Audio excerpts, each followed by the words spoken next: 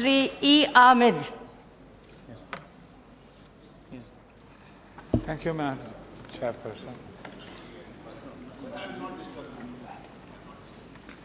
Madam Chairperson,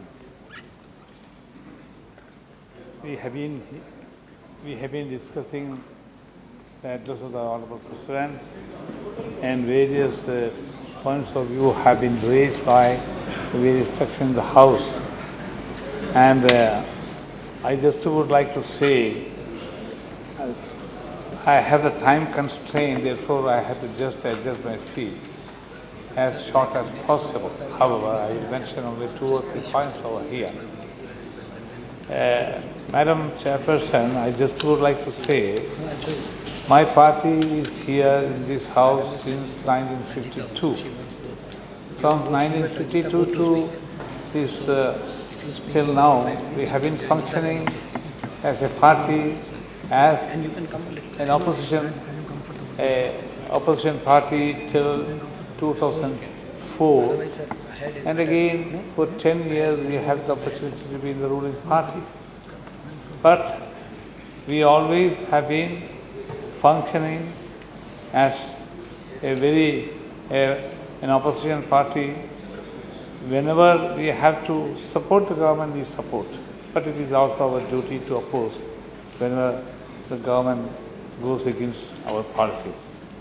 Therefore, during the time of Atal Bihari Ji, we have been supporting the government, especially in the national security and foreign policy, as a constructive opposition. We also oppose wherever we have to oppose. But only in 2004, for 10 years, we have been in the ruling alliance. During that time also, we have been functioning a party which do good thing for the people of this country. Now we are again in the opposition, and it is our duty to function as a constructive opposition for this government. I don't want to take much of the valuable time to discuss all those matters. I only would like to say this: my party has some moral responsibility to the constituents we represent, mainly the minority community in this country. And minority community in India, Muslims, as you know, ma'am, largest section of people who represent largest section of a national minority. We consider the Muslims here as a national minority, and it is a duty of every government to provide sense of security to that section of people. And I urge the government may take adequate and proper steps to instill the sense of security in the minds of minority community, as they are also an integral part of the population of this country. And the President's address also has mentioned the inclusive growth. Inclusive growth also take every section of the people, including the minority community. Therefore, I urge the government to take into account the fear psychosis that has been there in the minds of a large section of minority in various parts of the country. The continuous communal violence on daily basis after the new government has come, and also the death of a North Indian student in New Delhi also was happening here. When there was a student, Northeastern student, was killed, unfortunately and contaminatedly, that our Prime Minister, Shri Narendra Modi ji, before he took over the Prime Minister's post, has condemned it as a national shame. We all share his sentiments. But at the very same time, I would like to say, only recently, a innocent techie, Mohsin Sheikh, was killed by some fringe Hindutva groups in Pune. It was a shame for our country. And international media has given it very adversely for the country's interest. I would like to take this opportunity to mention this government. Such incidents should definitely be curbed, controlled and stopped. Then only the India can be very much proud of the fact this is a country giving protection to all sections of the people, and this innocent techie who has been brutal attack on him and he lost his life. Such things should not be happening. And there is a need for immediate commitment that violence against marginalized and the minorities would not be tolerated.